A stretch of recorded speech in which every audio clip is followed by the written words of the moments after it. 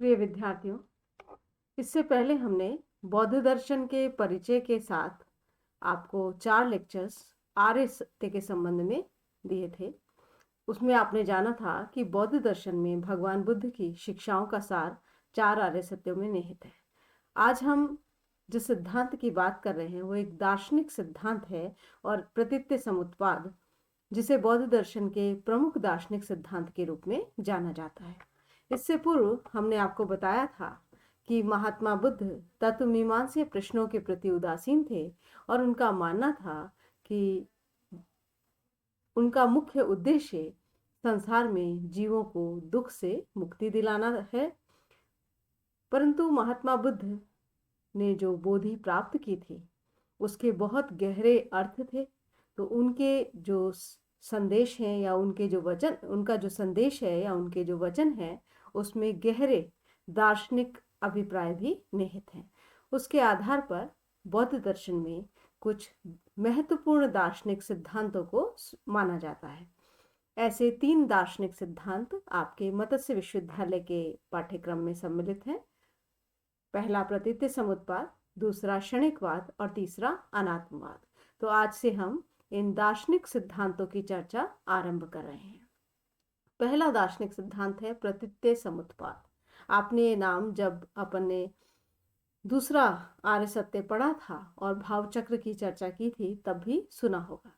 इसे अंग्रेजी में कहा गया है थ्योरी ऑफ डिपेंडेंट ओरिजिनेशन। यानी जैसा कि आप नाम से समझ रहे हैं कि किसी भी सत्ता की उत्पत्ति जो है वो कैसी होती है, निर्भर होती है, डिपेंडेंट होती है। तो इसे निर्भर उत्पत्ति का भी सिद्धांत कह सकते हैं, या दूसरे शब्दों में हम ये कहेंगे कि इस सिद्धांत के अनुसार इस जगत में कोई वस्तु या कोई सत्ता ऐसी नहीं है जिसके संबंध में ये कहा जाए कि वो कारण के बिना ही आ गई, या हम कहें वो स्वयंभू है, या हम कहें वो निरपेक्ष है, अथवा हम कहें वो नित्य है, स्वतंत्र है। तो जगत की वस्तु या किसी सत्ता के संबंध में बौद्ध दर्शन इस प्रकार का कथन नहीं करता। बौद्ध दर्शन के अनुसार प्रत्येक वस्तु, प्रत्येक सत्ता कारण सापेक्ष है। तो इसलिए प्रतीत्य समुत्पाद को सापेक्ष कारणतावाद का सिद्धांत भी कहा जाता है। इसे मध्यम मार्ग का भी सिद्धांत कहा जाता है। जैसा कि आपने देखा कि महात्मा बुद्ध की शिक्षाओं में जो अष्टांगिक मार्ग है वो भी जीवन में चलने का जो तरीका है वो न तो बहुत ज़्यादा ऐसा कठोर तप का है और न ही बहुत उत्सृंखल होने का है। उसी तरह से यदि हम तत्वमीमांसीय दृष्टि की बात करें तो बौद्ध दर्शन जो है तत्वमीमांसा की दृष्टि में भी एक मध्यम पथ की बात करता है। अब मध्यम पथ क्या है? यदि हम सत्ता है या नहीं है, इसके 2 छोर देखें तो पहली चीज तो है कि सत्ता कैसी है? शाश्वत है। वस्तुएं कैसी हैं? शाश्वत हैं, नित्य हैं, हमेशा रहती हैं। कभी ऐसा नहीं हुआ कि उनका आरंभ हुआ हो, कभी ऐसा नहीं हुआ कि उनका अंत होगा, यानी हमेशा नित्य रहती हैं। तो ये जो शाश्वतवाद का सिद्धांत है, इटर्निटी का, इसे भी बौद्ध धर्म स्वीकार नहीं करता। दूसरा उच्छेदवाद, यानी प्रत्येक चीज का क्या होता है? पूर्ण विनाश हो जाता है, तो अंततः क्या है? कुछ नहीं बचता। तो शाश्वतवाद यानी चीजें हमेशा रहती हैं, उच्छेदवाद यानी पूरी तरह से जो है विनाश हो जाता है। ये दोनों ही मत बौद्ध दर्शन के अनुसार एकांतिक हैं, यानी एक पक्षीय हैं। जो वास्तविक सत्यता है वो ये है कि प्रतीत्य समुत्पाद ही सत्य है, यानी सापेक्ष कारणतावाद ही सत्य है। अब हम इसे विस्तार से समझेंगे कि सापेक्ष कारणता क्या होती है। अब वस्तुओं के इस अस्तित्व में बौद्ध दर्शन संदेह करता हो ऐसा नहीं है। यानी बौद्ध दर्शन के संबंध में हम ये नहीं कहेंगे कि बौद्ध दर्शन जो है वस्तुओं की सत्ता को ही नहीं मानता। वस्तुओं की सत्ता के संबंध में संदेह नहीं कर रहा बौद्ध दर्शन, परंतु वहां पर ये कहा जा रहा है कि वस्तुएं ना तो नित्य है ना ही उनका पूर्ण विनाश होता है। अब वस्तुएं क्या है? मानसिक भी हो सकती हैं, यानी हमारे मानसिक प्रत्यय भी उसके अंतर्गत आ सकते हैं, और बाहरी जो हम भौतिक जगत में वस्तुएं देखते हैं वो भी हो सकती हैं।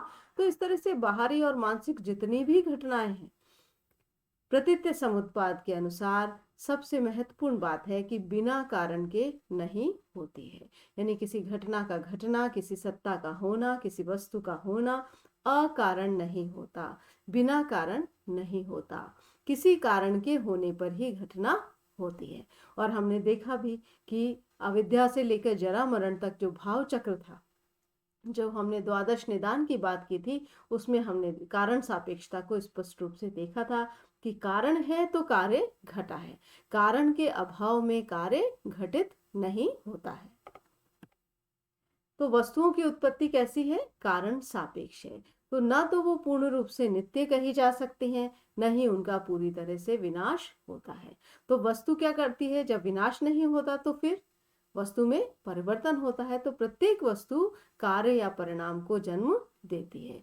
और बौद्ध दर्शन के अनुसार सत्ता का लक्षण ही यही है। यदि ये कहा जाए कि रियलिटी या वास्तविक तत्व का लक्षण क्या है, किसे हम वास्तविक कहेंगे, किसे रियल कहेंगे, तो हम उसी सत्ता को रियल कह सकते हैं जिसमें कार्य को उत्पन्न करने की शक्ति है।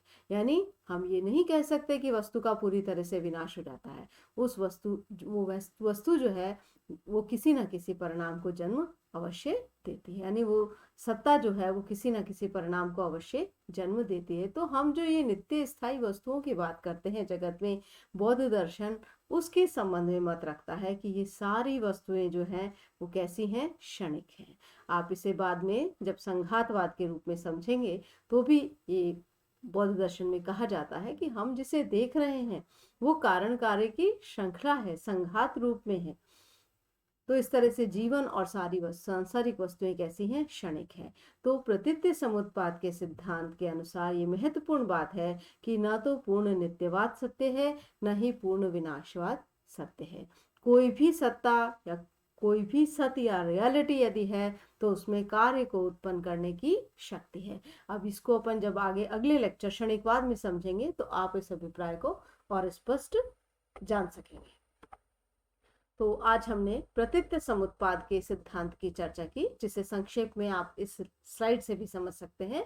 प्रतीत्य समुत्पाद का अर्थ है ऐसा होने पर ऐसा होता है। तो इस तरह से ये सिद्धांत निर्भर उत्पत्ति का, यानी ऐसा होने पर, यानी कारण है तो कार्य है, बिना कारण के कोई कार्य नहीं है। तो प्रतीत्य समुत्पाद सापेक्ष कारणता का सिद्धांत है, जिसे साधारण शब्दों में हम कह सकते हैं कि प्रत्येक वस्तु जो है वो किसी न किसी अपनी उत्पत्ति के लिए किसी न किसी कारण पर निर्भर है। तो ऐसा होने पर ऐसा होता है। तो ये निर्भर उत्पत्ति है और इसके अनुसार वस्तुएं न तो अकारण या बिना कारण के हैं, न ही वस्तुएं जो है वो इटर्नल है, यानी हमेशा रहने वाली है।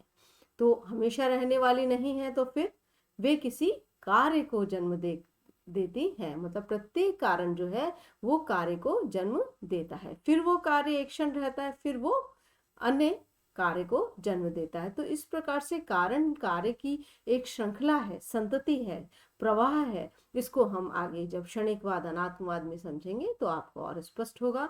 तो ये एक मध्यम मत है जिसके अनुसार आदि अंत का विचार निरर्थक है। भगवान बुद्ध ने प्रतीत्य समुत्पाद को ही धम्म कहा है। यानी जब उन्होंने लोगों को मानवता का, करुणा का संदेश दिया, दुख से उबरने के लिए जो उन्हें मार्ग दिखाया, उनका मानना था कि इस प्रतीत्य समुत्पाद की समझ ही वास्तविक समझ है। प्रतीत्य समुत्पाद ही धम्म है। जो इस कारण सापेक्षता को नहीं समझता, जो ये सोचता है कि वस्तुएं नित्य हैं, जगत नित्य है, मैं नित्य हूँ, आत्मा नित्य है, वो सब अज्ञान के पाश में है, अज्ञान के बंधन में है। और इसे नहीं समझने से किसकी उत्पत्ति होती है? दुख की उत्पत्ति होती है। तो जैसा कि हमने पूर्व में भी जाना था कि बौद्ध दर्शन एक नैतिक आध्यात्मिक दर्शन है, इसलिए वह कर्म के सिद्धांत को भी स्वीकार करता है। परंतु जब आप वस्तुओं की नित्य सत्ता को नहीं मानते, आत्मा की नित्य सत्ता को नहीं मानते, तो कर्म के सिद्धांत को कैसे समझा जा सकता है? तो वहां पर बौद्ध दर्शन प्रतीत्य समुत्पाद से ही कर्म के सिद्धांत को समझाता है कि प्रत्येक वस्तु जो है वो कारण सापेक्ष है। तो कारण घटित हुआ है तो कार्य भी घटित होगा। तो यहाँ पर कर्म के सिद्धांत में जैसा हमारा संस्कार होगा उसी के अनुरूप उसका फिर भविष्यगत कार्य होगा। तो कर्म के सिद्धांत को हम जो है एक तरह से प्रतीत्य समुत्पाद की दृष्टि से यह समझे तो ये भी कह सकते हैं, जैसा कि हम सभी जानते हैं कि हमारा जो आज का जीवन है वो हमारे जो अतीत का भूतकाल का जीवन है उसका परिणाम है, और आज जैसा हम कर रहे हैं हमारा भविष्य का जीवन भी इसी का परिणाम होगा। तो प्रतीत्य समुत्पाद से हम कर्म सिद्धांत को भी समझ सकते हैं। तो इस प्रकार आज हमने बौद्ध दर्शन के महत्वपूर्ण सिद्धांत प्रतीत्य समुत्पाद की चर्चा की। आपके अभ्यास के लिए प्रश्न है, प्रतीत्य समुत्पाद से आप क्या समझते हैं और बौद्ध दर्शन के अनुसार ये जीवन जीने की सम्यक दृष्टि किस प्रकार से है, समझाइए। धन्यवाद।